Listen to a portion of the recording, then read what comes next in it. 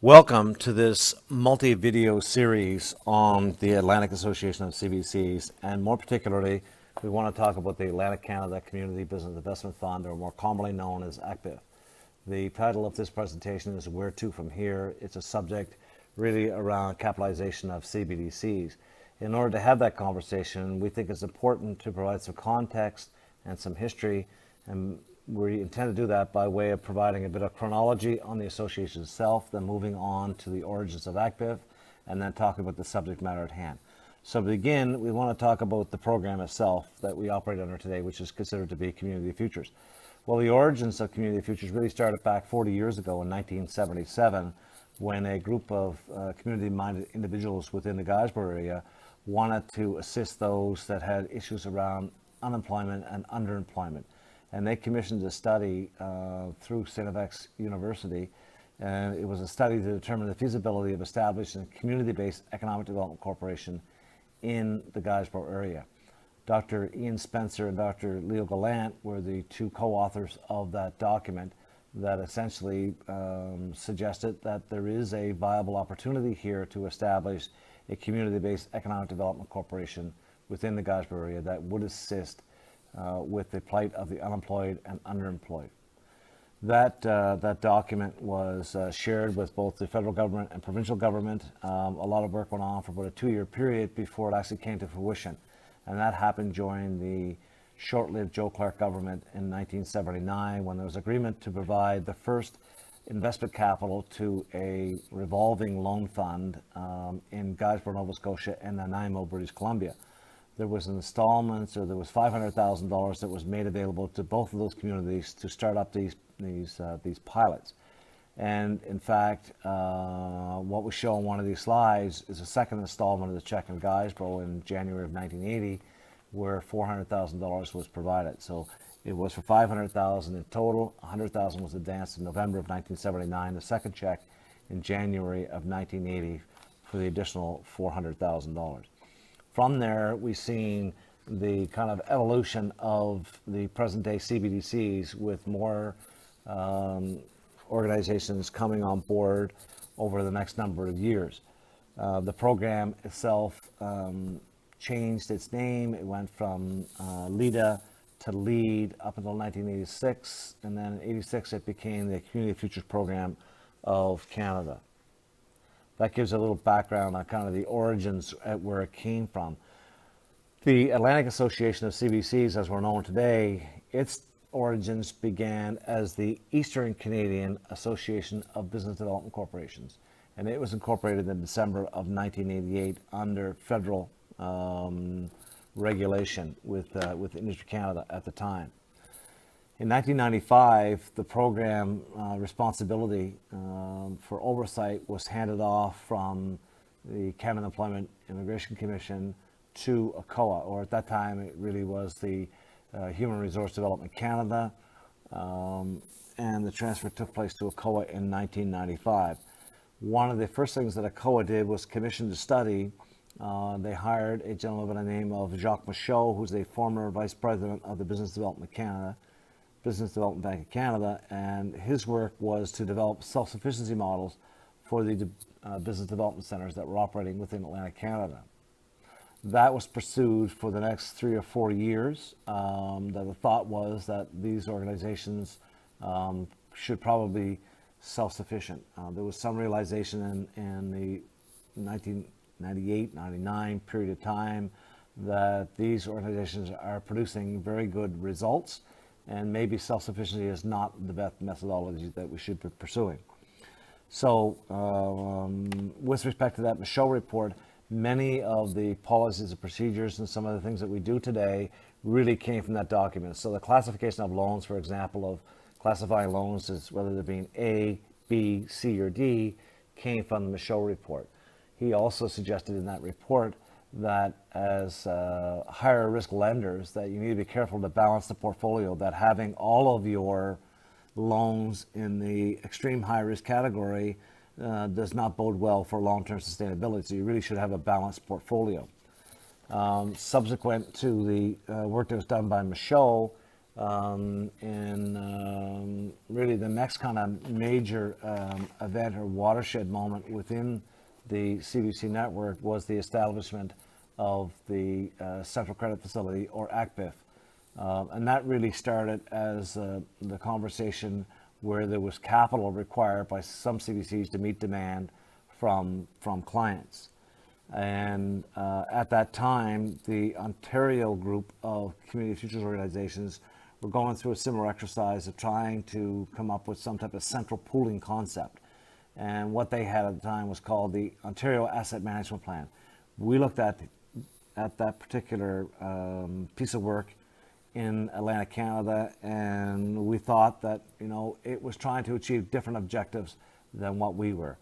In 1999, at the AGM in St. John's, Newfoundland, it was put to a vote whether or not we should follow the Ontario Asset Management Plan.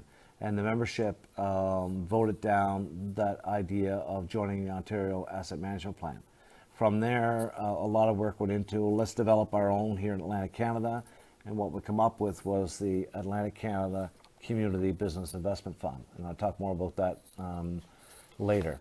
Of significance back at that time really was that the Eastern Canadian Association of CBDCs, for the year end, you'll see on the balance sheet slide that really funds under administration that time were less than $70,000 in total. There were no staff. The board of the Eastern Canadian Association was made up of staff members, executive directors of individual CBDCs from across Atlantic Canada.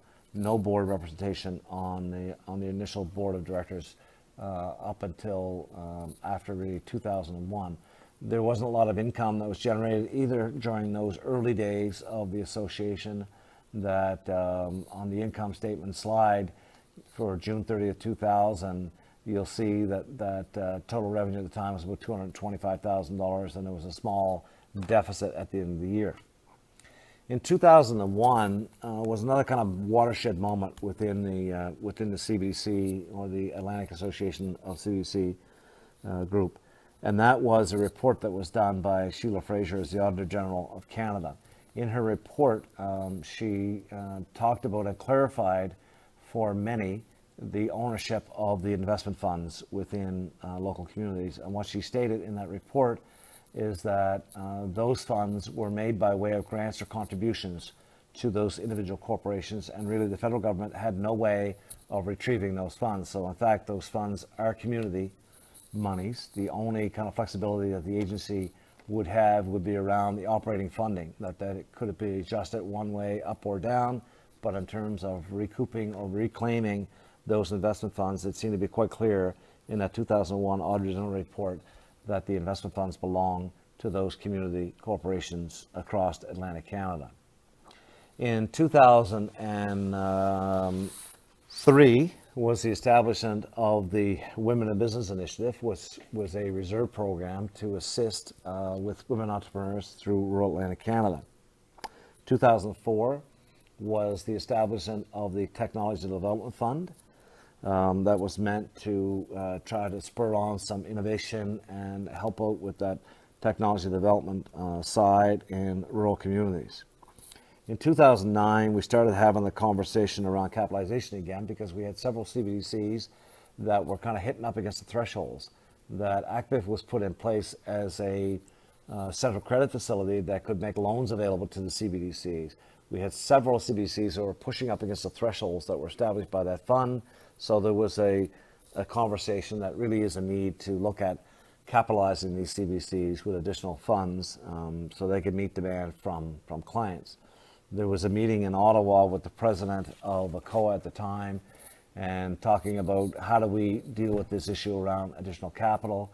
And from the agency's perspective, it was felt that there's plenty of money within the network, so really we should find a way of making that work. And that there's a finite amount of money that's available to the Community Futures Program, and the thought was, by mutual agreement, is that really perhaps it's time to lay the body on the table, have a full examination of where we should be going.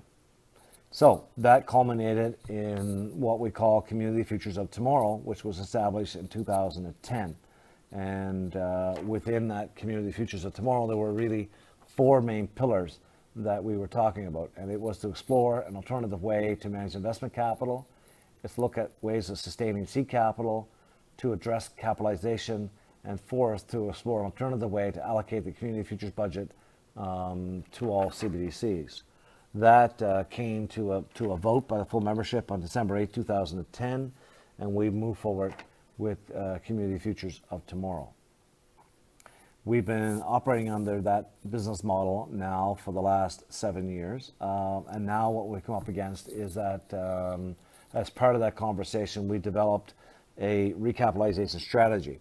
And that strategy now, we're faced with some challenges that we hope to be able to resolve as part of this conversation that we're having now around capitalization.